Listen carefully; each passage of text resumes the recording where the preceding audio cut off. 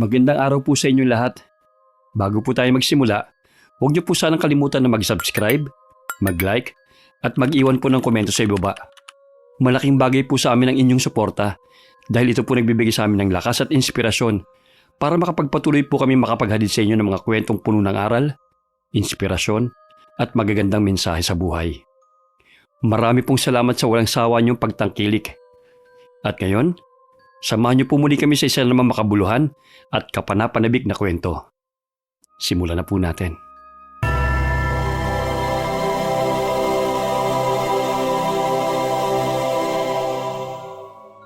Hindi magkamayaw sa pagbitbit ng mga labahin si Jasper, kaya't dali-dali siyang nilapitan ni Leona na kanyang kababata. Tinulungan siya nito sa pagbitbit ng timba dahil may malaking batsyapang nakapatong sa ulo ng binata. Naku, ang dami mo namang labahin. Ako na nga magbubuhat nitong balde. Bakit ikaw lang mag-isang naglaban nito? Nasaan na bang nanay mo at ang kapatid mo? May sakit kasi si nanay ngayon eh. Si Ninya naman nandun sa bayan. Tinulungan muna niya si Tiang Gloria sa pwesto sa palengke. Ganun ba? Sa susunod tawagin mo ko para matulungan kita sa mga labahin. Naku, hindi naman to damit namin eh. Tumanggap kasi ng labada si nanay, kaya lang sumama yung pakiramdam niya. Kaya ako na ang tumapos ng mga labada. Kayang-kaya ko naman to eh. Jasper, bakit hindi ka nalang kaya maghanap ng katuwang sa buhay? Ha? Para naman may tutulong sa'yo. Gaya nito. Wala pa yan sa isip ko eh. Hindi naman ako nagmamadaling mag-asawa. At saka gusto ko pang tulungan si nanay. Lalo na't may dalawa pa akong nakababatang kapatid na nag-aaral sa high school. Asawa agad? Hindi ba pwedeng girlfriend lang muna? Ay, wala pa yan sa isip ko. Sa ngayon, kung paano ako makakatulong kay nanay at sa mga kapatid ko, yun ang iniisip ko. Bumuntong hininga na lamang si Leona habang nakatingin sa kaibigan.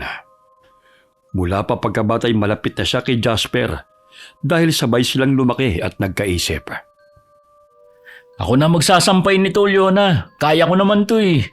Tsaka baka may gagawin ka pa rin dun sa bahay niyo. Ay wala na, no? Ha? Tapos na ako maglaba tsaka magluto. Nakakahiya na kasi sa'yo eh. Palagi mo na lang ako tinutulungan. Naku, ayos lang naman sa akin kasi yun. Jasper, baka gusto mong sumama sa akin na mag-apply ng trabaho sa bayan? Tumatanggap ba sila ng high school lang ang tinapos? Oo naman. Yung pinsan ko nga si Lando, natanggap sa isang restaurant. Naghahanap pa sila ngayon ng tao, kaya bukas mag-a-apply ako. Baka gusto mong sumama sa akin. Kaya lang, wala akong pamasahe. Kulang pera ko. Pinambili ko na kasi ng gamot ni nanay. Huwag mo nang alalahanin yun. May extra pera pa naman ako. Pahihiramin na muna kita. Talaga? Maraming salamat talaga, Leona. Huwag kang magalala. Mababayaran din kita sa lahat ng kabutihan mo sa akin. Sino-sino pa bang magtutulungan? Kundi tayo lang naman, di ba? Tsaka, huwag mo nang isipin yan. Ang importante, makakapag-apply tayo bukas. Sige, ihahanda ko lang din yung mga kakailanganin ko. Kahit nga pang photocopy, wala akong pera eh. Ako na ang bahala ron. Kinabukasan, maagang umalis ng baryo magkaibigan patungong bayan. Alas 7 pa lamang ay nakarating na sila sa restaurant na kanilang pag-a-applyan.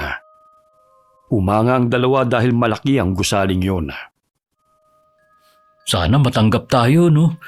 Para naman makatulong ako kay nanay. Ang hirap ng buhay sa baryo eh. May paparating na ibang aplikante. Mabuti na lamang at nauna tayong nakapila rito. Oo nga eh. Ilang sandali pa'y may dumating na isang babae. Simpleng manamit, ngunit litaw ang kagandahan nitong taglay. Bahagyang napalingon ang binata sa kanya at saglit na napako ang mga mata niya sa babae. Hi! Good morning! Ah?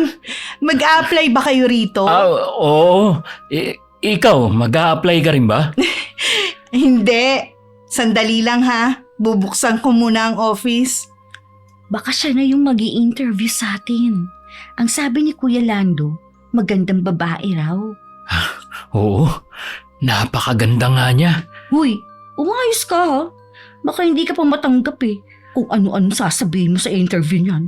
Tingnan mo nga yung itsura mo. Namumula ka na. Inirapan ni Leona ang kaibigan dahil halatang nabighani ito sa ganda ng babaeng nakausap nila. Ilang sandali tinawag na sila ng babae at unang pumasok sa silid si Leona. Agad siyang ininterview ni Nelly. Pagkatapos ng 10 minuto ay lumabas na rin ang dalaga. Pumasok na rin si Jasper. Kahit na malamig ang aircon ay tila pinagpawisan pa ito dahil sa tensyon na nararamdaman. Umupo ka. Oh, bakit parang kinakabahan ka yata? Relax ka lang. Hindi naman ako nangangain eh. By the way, ako pala si Nelly. Good morning po, ma'am. Ako po pala si Jasper Isidro. Ito po ang resume ko. Okay. Wala ka pa palang experience sa trabaho? Kung dito po sa bayan, wala po. Pero sa probinsya marami po. Tumutulong ako kay nanay sa paglalabada. At saka naging dishwasher po ako sa karinderya habang nag-aaral. Mula elementarya hanggang makatapos ako sa high school. Tumutulong din po ako sa palayan. Ang dami mo na palang experience sa trabaho. Pero bakit hindi mo nilagay rito? Akala ko po kasi hindi po kabilang yun eh. Unang tingin ko pa lang sa'yo, alam kong masipag kang tao. Kasama mo ba yung si Leona? Opo, ma'am. Sige, tanggap na kayo. Ha? Bumalik na lang kayo sa Lunes para sa orientation na training.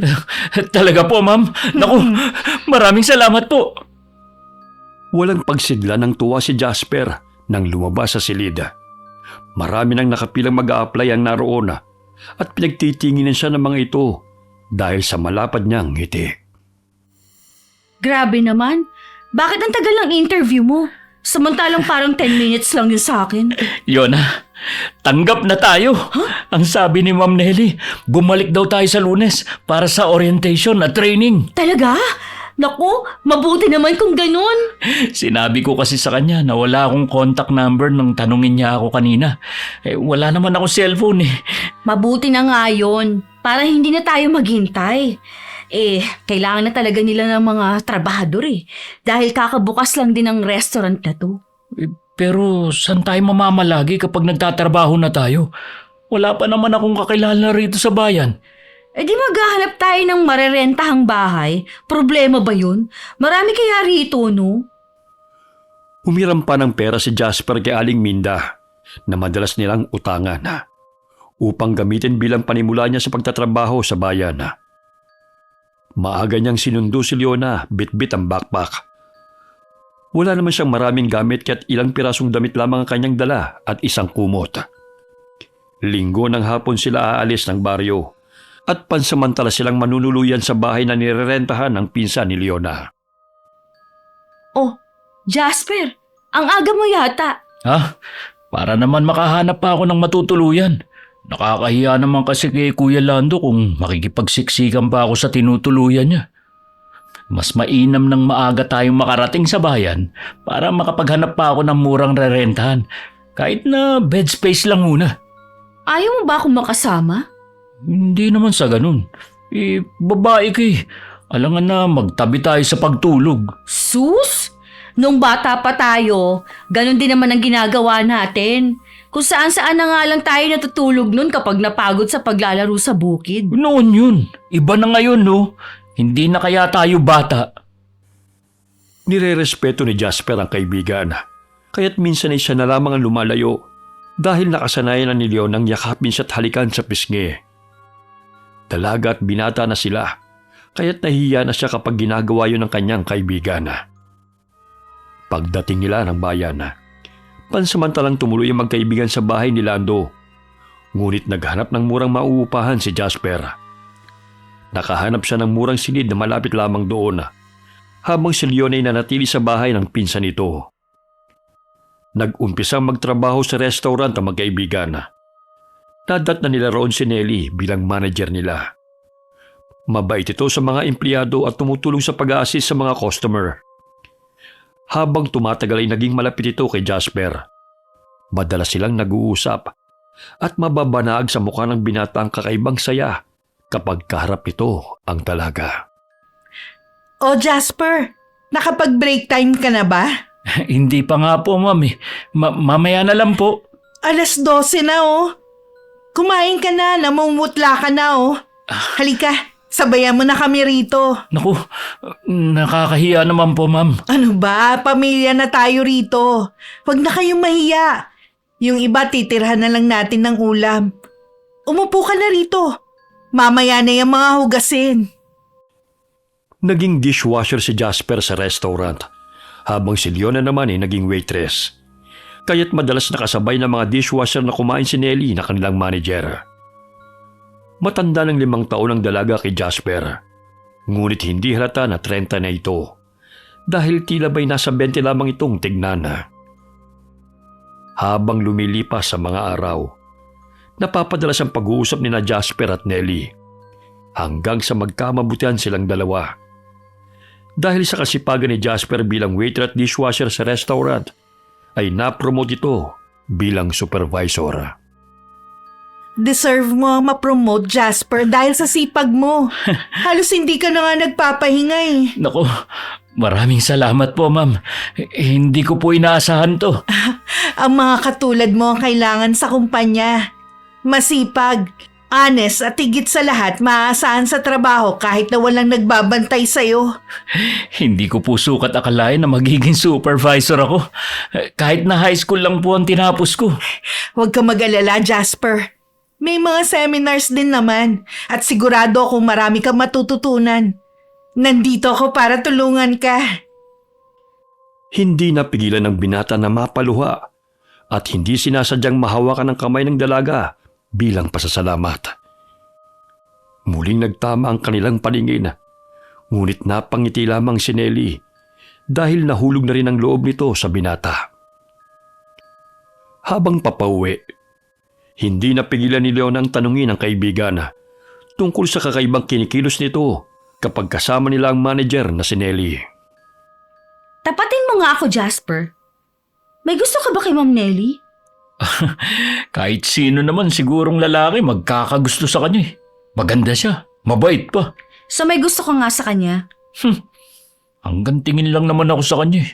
Kung sasabihin ko sa kanya na gusto ko siya, baka magbagong pakikitungo niya sa akin at hindi niya na ako pansinin. Alam mo, Jasper, hindi kayo magka-level, no? Kahit na na-promote ka na sa trabaho, iba pa rin ang status ninyo sa buhay. Alam naman nating mayaman siya. Tsaka, sigurado akong maraming naliligaw sa kanya na mayaman din. Hindi ka papasa sa standard niya, no? Ibaling mo na lang kasing atensyon mo sa iba. Palibasa, napakamanhid mo. Ay, ewan ko sa'yo. Crush ko lang naman siya eh. Alam ko namang hindi naman magiging kami kung sakaling ipagtapat ko sa kanyang nararamdaman ko. Ay, mabuti at alam mo. Sige na, pumasok ka na nga lang sa bahay mo. Magpahinga ka na kung ano-ano pa yung iniisip mo eh. Bahagya nitong hinalikan ng binata sa pisngi. Dahilan na magulat si Jasper. Pinahid pa nito ang pisngi at napaismid sa kaibigan. Yona, ilang beses na kitang pinagsabihan na. Hindi na tayo bata para gawin mo pa yan. Mamaya ano pa sabihin ng mga tao tungkol sa atin eh. Wala namang masama sa ginawa ko ah. Basta, sa susunod, huwag mo nang uulitin yun ha. Magkaibigan tayo at ayokong sirain yun. Pumasok si Jasper sa inuupahan niyang bahay at agad na nagpahinga. Sa 1 taon niyang pagtatrabaho sa restaurant, ay nakabili na rin siya ng kanyang mga gamit at nakakatulong na rin siya sa pagpapaaral sa kanyang kapatid.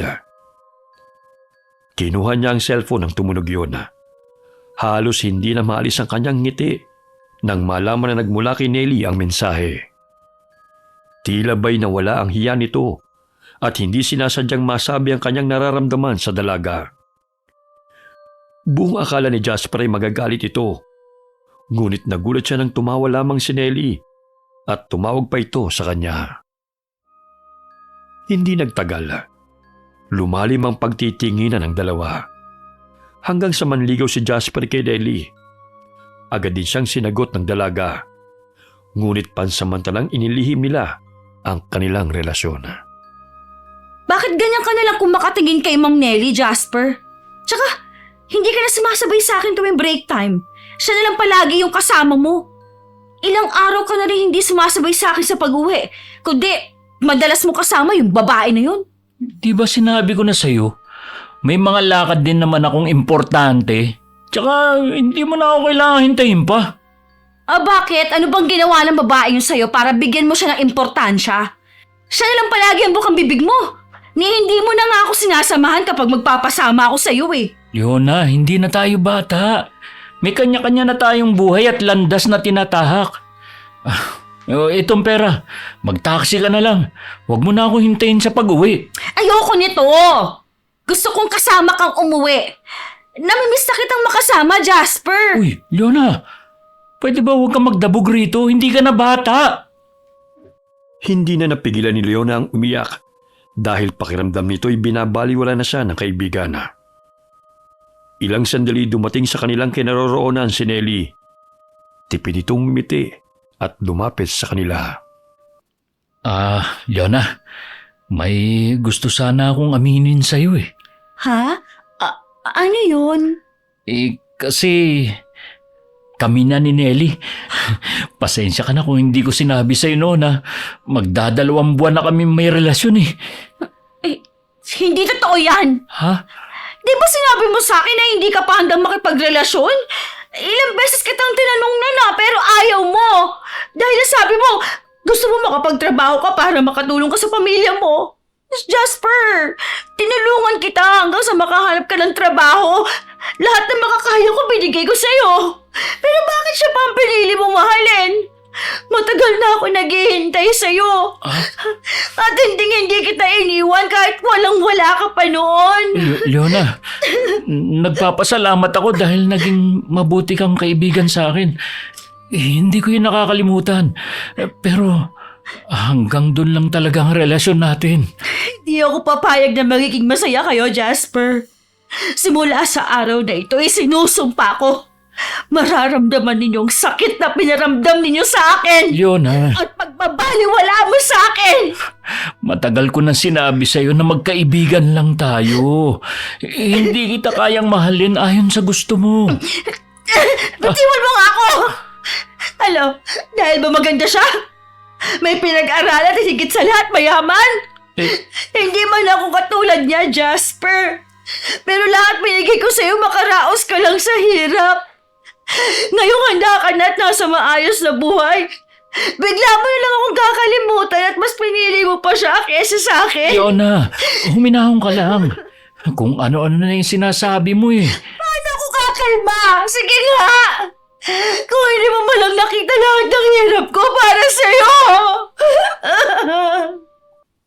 Humahagulgol sa iyak na nilisan ni Leona ang magkasintahan. Ganun na lamang ang panlulumo ni Jasper dahil hindi matanggap ng kaibigan ang kanyang desisyon. Jasper, alam kong masakit na mawalan ng matalik na kaibigan. Pero hindi naman siguro tama na kontrolin niya ang desisyon mo. Sorry kung ako naging dahilan ng pag-aaway ninyo. Wala kang kasalanan, Nelly. Mula pa man noon, hanggang kaibigan lang talaga ang pagtingin ko kay Leona eh. At hindi magbabago yun. Bigyan na lang muna natin siya ng panahon. Balang araw matatanggap din niya to. Kinabukasan, hindi na pumasok ng trabaho si Leona. Wala na rin to sa inuukupahang bahay. Tinatawagan siya ni Jasper, ngunit hindi na ito sumasagot. Umuwi ang binata sa baryo, ngunit wala na roon si Leona. Sinabi ng ina ni Jasper na mula nang umalis ito roon ay hindi na muling nagpakita pa. Makalipas ang 1 taon ay napagdesisyonan ng magkasintahan na magpakasal. Masaya ang unang taon ng pagsasama nila bilang mag-asawa hanggang sa mabuntis si Nelly. Ganun na lamang ang pagkagulat nila nang ipanganak ni Nelly ang sanggol na tila ba'y kalahati ng mukha nito ay may kaliskis katulad ng isda. Putol ang isang kamay nito at maliit ang 2 paa. Bakit nagkaganyan ang anak namin? Wala naman akong alam na may lahi kaming ganyan ah. Tsaka, Normal naman kami magkakapatid. Jasper, bakit ganyan ang itsura ng anak natin? Magpahinga ka na muna, Nelly. Makakasama sa iyong umiyak. Bakit sa dinami-dami ng tao sa mundo, ang anak pa natin ang nagkaroon ng ganitong kondisyon? Nasaan na ba siya, Jasper? Binalik siya sa loob ng nursery dahil biglang humina ang tibok ng puso niya. Kaya minomonitor siya ngayon ng mga doktor. Jasper, pakiusap, gusto ko siya makita ulit. Magpahinga ka na lang muna. Hayaan na natin ang doktor na sumuri sa kanya. Niyakap na lamang ni Jasper ang asawa at hindi na rin niya napigilan ang pag-iyak. Halos isang buwang nanatili sa ospital ang kanilang anak dahil maraming komplikasyon ang bata. Bumibisita na lamang silang mag-asawa sa ospital nang makalabas si Nelly. Makalipas ang 2 buwan ay binawian din ng buhay ang sanggola. Halos maubos ang ipon nilang mag-asawa dahil sa taas ng bayarin nila sa ospital. Ngunit upang maisalba ang buhay ng kanilang anak, lahat ay ginawa nila. Nagluksa ang mag-asawa sa pagkamatay ng sanggola. Nagkatotoo ang binitiwang salita ni Leona. Ngunit sa isipan ni Jasper ay nagkataon lamang ito at hindi niya sinisisi ang dating kaibigan. Makalipas ang 6 na buwan, muling nabuntis si Nelly. Naging maingat ito sa mga kinakain dahil haka-haka sa kanilang lugar na maaaring naging ganon ang itsura ng panganay nilang anak ay dahil sa pinaglihin nito sa tilapia. Lingid sa kanilang kaalaman, nagsasagawa ng ritual si Leona.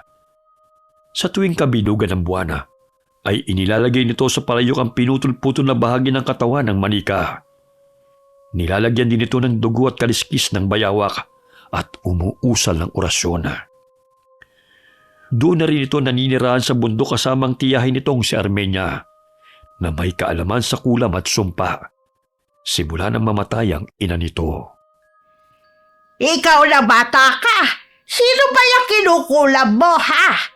Bakit sa tuwing sumasapit ang kabilugan ng buwan, nagsasagawa ka ng ritual? Nagmala ka talaga sa namayapa mong ina na mapaghigante! Malaki ang atraso ng mga taong ito sa akin, Chang. Hindi ako papayag na magiging masaya sila. Alam mo, iha, ang kulam, isinasagawa ko lamang sa taong masama. Pakiramdam ko ang mga pinapahirapan mo, hindi naman ganun kasama.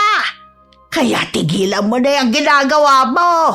Tsaka alam mo bang matindi ang balik niyan sa'yo?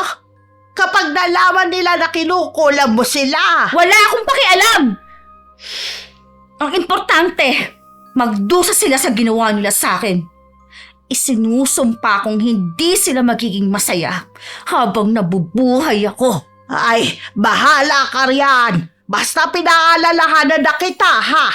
Sa oras na kalabanin ka ng mga yan, o nakahanap sila na mas malakas kesa sa'yo, patay kang bata ka! Hindi nila malalaman hanggat walang nagsasabi sa kanila. Ay, diyan ka na ka! Bahala ka na sa buhay mo! Ang tigas ng ulo mo eh! Oh, teka, saan ka pupunta, Chang? Sa patag, maghahanap ng pagkain. Palagi na lang kamote ang kinakain natin dito sa bundok. Panay na ang utot ko eh. Makahingi na nga rin ng bigas noon sa mga kakilala ko. Umuwi po kayo rito, ha? Mamaya kung saan-saan na naman kayo pupunta. Napapadalas na yung pagiging ulyanin at makakalimutin ninyo. Kaya pumirmi na nga lang po kayo rito, okay? Marami pa namang saging dyan. Ay, ayoko niyan. Hihingi rin ako ng tuba kay Bogart. Natutuyo na tong lalamunan ko eh. Hindi na napigilan ni Leona ang tiyahin. Ipinagpatuloy na lamang nito ang ritual. Isinulat nito ang pangalan ni na Jasper at Nelly sa tuyong dahon gamit ang dugo ng bayawak bago ito sunugin. Dahil sa paggamit ng mahikang itim, mabilis na pumuti ang buhok ni Leona kahit 30 pa lamang ito. Pinauusukan din ito ang larawan ng dalawa habang umuusal ng orasyon. Samantala, napahawak sa tiyan si Nelly dahil sa sakit na naramdaman ito. Namilipit ito sa sakit, kaya't bumagsak sa sahega. Aray! Ha? Ang sakit ng tiyan ko, Jasper! Naku, hindi mo pa kabuanan ah. Pakiusap, dali mo ako sa ospital. Hindi ko na talaga kayang sakit. Aray! Tarantang kinarga ni Jasper ang asawa. Sakay ng taksing isinugod niya ito sa ospital. Bago pa man makapasok ng emergency room si Nelly, dinugo na ito kahit na 7 buwan pa lamang itong buntis. Maingat naman ito, ngunit bigla na namang sumakit ang tiyan nito. Ilang sandali pa'y dinala na ang babae sa operating room. Dali-dali siyang inasikaso ng doktor upang maagapan ang bata sa sinapupunan nito. Ngunit napagpasahan ng doktor na ilabas na ang bata sa pamamagitan ng cesarean section dahil maging ang buhay ni Nelly nanganganib na rin. Hindi mapakali si Jasper sa labas ng operating room hanggang sa makasulubong niya ang isang matandang lalaki na nag-aabang din ang pasyente nito. Iho, humpo ka muna rito. Maya-maya ilalabas din ng doktor upang balitaan tayo. Nag-aalala po kasi ako sa mag-ina ko, Lolo. Ay, akin na nga muna yung palad mo, iho. Ha? Bakit po? May kakaiba kasi akong nararamdaman sa iyo Parang ang bigat ng enerhiyang dala mo. Pangalawang beses nang nagbuntis ang asawa mo, di ba? Tapos pangalawang beses din nanganib ang buhay ng mga sanggol. Ang panganay niyo'y namatay hindi dahil sa sakit, kundi dulot ng isang sumpa. Maging ang sanggol niyo ngayon hindi makakaligtas. Lolo, paano mo nalaman ang tungkol sa bagay na yan? Totoo pong namatay ang panganay namin ng asawa ko. Tapos, ang ipinagbubuntis naman niya ngayon, nanganganib. Isinumpa kayo mag-asawa, iho. Ha? Hindi kayo mabubuhayan ng anak kung hindi ninyo mapuputol ang sumpa na ipinataw sa inyo. Sumpa? Sa pagkakaalala ko, galit ang kaibigan ko sa akin mula nang maging kami ng asawa ko. Pero dahil sa bugso lang ng damdamin niya yun, kaya siya nagalit sa akin at nagbitaw ng masamang salita. Huwag mong baliwalain ang mga salita, iho. Lalo na kapag may sumpang dala. Malakas ang kapangyarihan doon. Nararamdaman kong nasa ilalim ko ng itim na mahika. Paano po namin mapuputol yung sumpa? Kung sakaling totoo nga po yan, Lolo. Pwede mo humanap kayo ng malakas na albularyo na lalaban sa nagpatanong sumpa sa inyo. Maaari ding hanapin yung taong gumawa nito sa inyo. Kung sakaling kilala mo kung sino siya at humingi ng tawad para bawiin niya ang sumpa. O di kaya'y basagin mo ang bagay kung saan siya nagsasagawa ng ritual. Lolo, matutulungan niyo po ba kami ng asawa ko? Isang simpleng maghihimalad at albularyo lamang ako, iho. Di ko kayang labanan ng taong nagbigay sa inyo ng sumpa dahil napakalakas ng kapangyarihan niya. Pasensya ka na, iho, kung hindi kita matutulungan. Ayos lang po yun. Salamat na rin po dahil pinaalam niyo sa akin ang mga nangyayari sa amin ng asawa ko. Hindi ko na nga maintindihan kung bakit sunod-sunod na kamalasan ang nangyayari sa amin. Ipagdadasal kong naway magtagumpay kayong maputol ang sumpa dahil maging ang buhay ng asawa mo'y nanganganib na rin. Salamat po, Lolo. Maiba po ako. May pasyente rin ba kayo rito? Oo, iho. Ino-opera sa sakit sa puso ang asawa ko. Kahit na albularyo ko, hindi ko naman lahat mapapagaling. Tanging mga pila at usog lamang ang napapagaling ko. Iba na rin kasi kung natural na sakit ng katawan, kailangan ng tulong ng mga doktor. Maya-maya'y lumabas ang doktor at binalita kay Jasper ang kalagayan ng kanilang anak. Nasa recovery room na si Nelly at halos binagsakan ng malalaking bato si Jasper nang makita ang itsura ng sanggol. Walang mga kamay at putol pa ang isang paa nito. Wala rin itong tenga at mahina ang baga at ang tibok ng puso nito. Hindi na napigilan ni Jasper ang humagulgol sa pag-iyak. Hinagod ng matanda ang kanyang likod upang pakalmahin. Tama po ang sinabi niyo, Lolo. Alam kong hindi na rin magtatagal ang buhay ng anak namin. Kailangan ko nang gumawa ng paraan para maputol ang sumpa. Tanggapin mo ito, iho. makakatulong to sa'yo upang hindi ka madaling tablan ng sakit kung ano man ang ipapataw niya sa'yo. Ano po ito? Ugat yan ng puno na tinamaan ng kidlat. Mabisang pananggalang sa anumang sakit na ipapataw niya sa'yo sa pamamagitan ng mahikang itim. Tsaka, kapag nagising ng asawa mo, maglagay ka ng kahit ilang piraso ng dahon ng tanglad sa kanyang higaan. Pangontra din yon sa kulam. Maraming salamat, Lolo. Nang makalabas si Nelly sa operating room, agad na sinunod ni Jasper ang payo ng matandang lalaki. Nilagyan niya ng ilang pirasong dahon ng ilalim ng kama ng asawa. Pinabantay na lamang niya ito sa kanyang hipag dahil umuwi siya sa kanilang baryo. Nagbabaka sakaling matagpuan niya ang dating kaibigan na si Leona. Sa daan nakasalubong niya si Aling Armenia. Lasing ito dahil ilang bote na ng lambanog ang naiinom at ilang araw na rin hindi nakakauwi sa bukid na tinitirahan nito. Ngunit walang nakakalam na tiyahin siya ni Leona dahil minsan lamang ito pumunta ng baryo. Uy, nakikilala kita. Hindi ko lang matandaan kung saan kita nakita. Ay, ang gwapo mo pala sa personal. Ha? Lola, saan niyo po ako nakita? Hindi ko nga matandaan eh. Iho, may pera ka ba riyan? Pambili ko lang na makakain, no? Itong lambanog nga, inutang ko pa sa tindahan ni Bogart eh. Sige na, Ha? kahit 50 lang. Sige ho. Ito pong 100. Nako, hindi ka lang pala pogi. Napakabait mo pambata. Teka, naalala ko na pala. Nakita na kita doon sa litrato ng pamangkin ko. Ano po ba ang pangalan ng pamangkin mo, Lola? Ano nga ba ang pangalan doon? Monay, Kekay, Inday? Ay nako, nakalimutan ko na naman. Pasensya ka na, iho ha. Makakalimutin na talaga ako eh. Kapag tumatanda na talaga, parang Luna yata. Basta ganun. Lola, saan po ba kayo nakatira? Doon sa tuktok ng bundok. Just na nga lang ang pamasahe patungong langit eh. Biro lang iyo.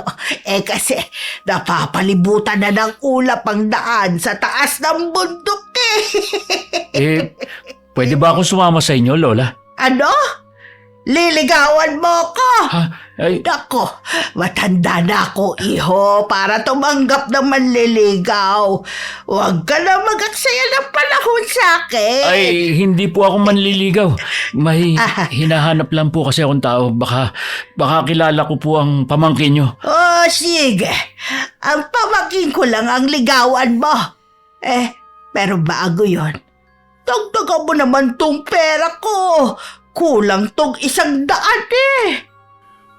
Pasuray-suray na lumakad si Aling Armenia. Nakasalubong din ni Jasper ang pinsan niyang si Eric sa daan, kaya't kinausap niya ito at ikinuwento ang tungkol sa kanyang pakaya.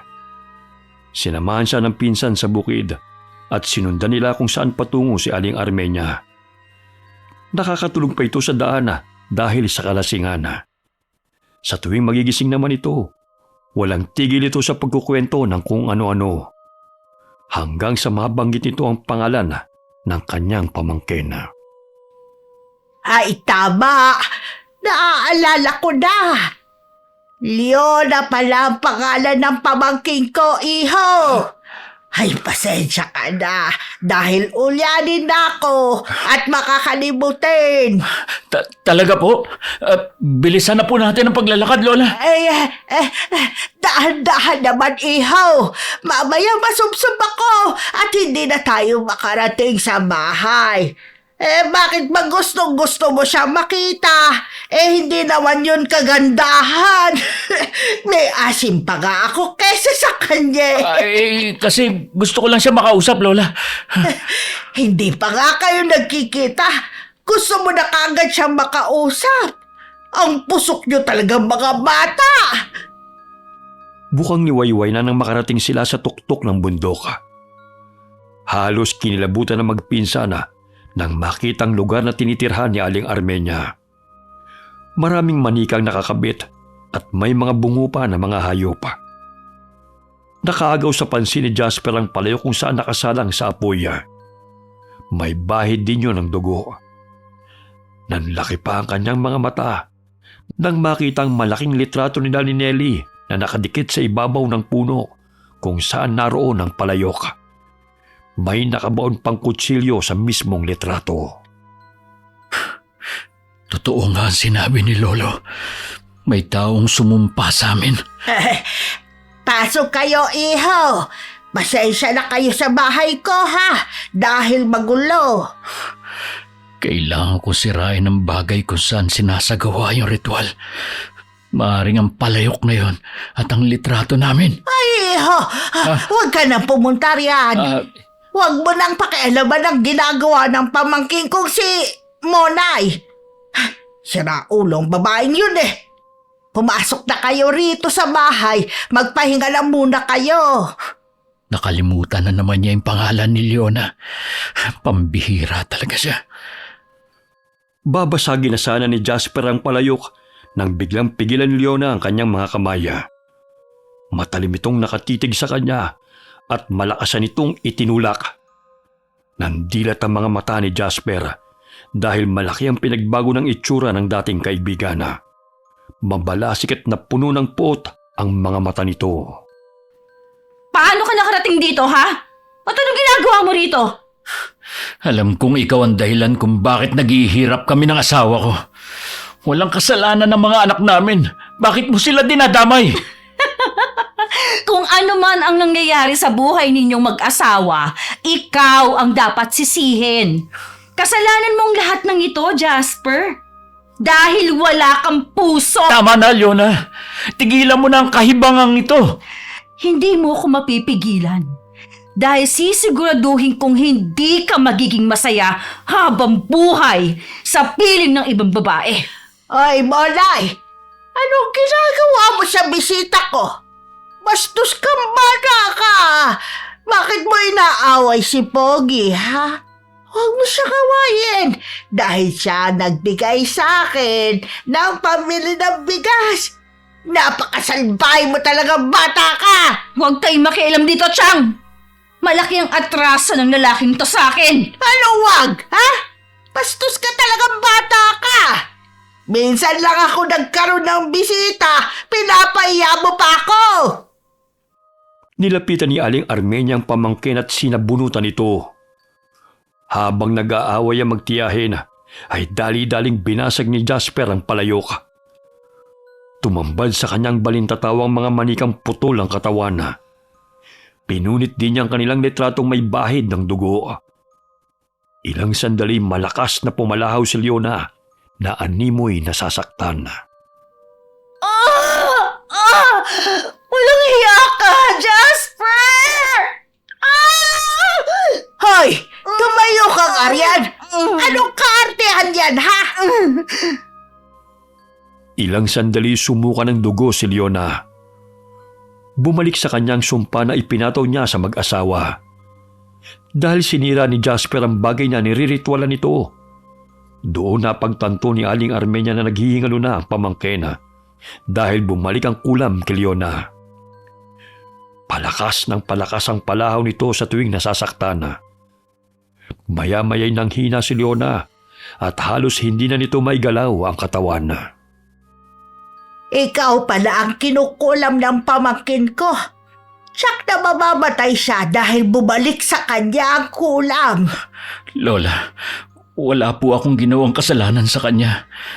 Mula pa man noon, sinabi ko na sa kanya hanggang magkaibigan lang kami. Pero nagalit siya nang namalaman niya na may minahal akong iba at handang pakasalan. Kaya nga ako tumandang dalaga dahil ayoko ng sakit sa ulo. Manang-mana siya sa nanay niyang haliparot.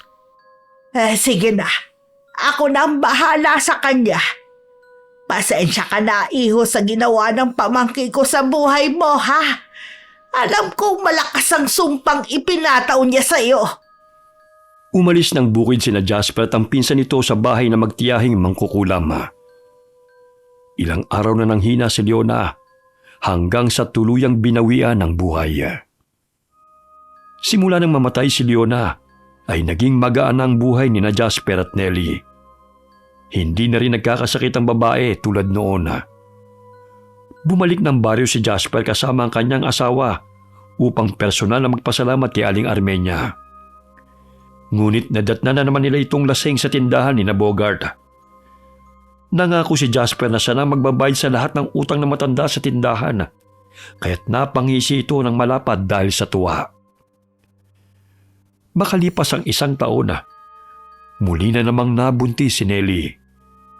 Isinilang nito ang sanggol na malusog at normal. Ganun na lamang ang pasasalamat ng mag-asawa dahil naputol na ang sumpa na kagagawa ng isang mangkukulam.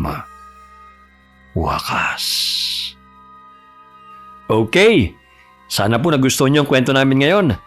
Shoutout po tayo kina Ryan Alba, Chian, Krisha from Cavite. Hi kay Joey Peñas, greetings coming from Gina Antraque Peñas. Hi kay Josephine Flores from Kuwait. Shoutout na rin po sa lahat ng mga kababayan natin dyan. Mabuhay po kayong lahat. Shoutout sa Servano family of Tobias Fournier and Alejo family of San Remeo Antique. Shoutout na rin sa lahat ng Shockbout Hadika Girls ng Abu Dhabi. Mabuhay din po kayong lahat ng mga Pinoy dyan. Shoutout kina Michelle, Marichu, at kay Alex Katu. Happy birthday kay Michael. Greetings coming from Delia Katu. Shoutout sa Gea Putumaya ng Pampanga. Shoutout kina Ate Auring, Ne, Minda, Faye, Ruth, at Poging J ng Amira Boxes Handicrafts. At syempre kay Marco Nanyes. Hi kay Twinkle Cosme from San Jose Occidental, Mindoro. Hi kay Chris Agoncillo. Hi kay Marites Suganob. Hi kay Joy Erasmo. Hi kay Marinel Herman from Akribaya, Alcobar, Saudi Arabia. Kumusta na rin po sa lahat ng mga kababayan natin dyan?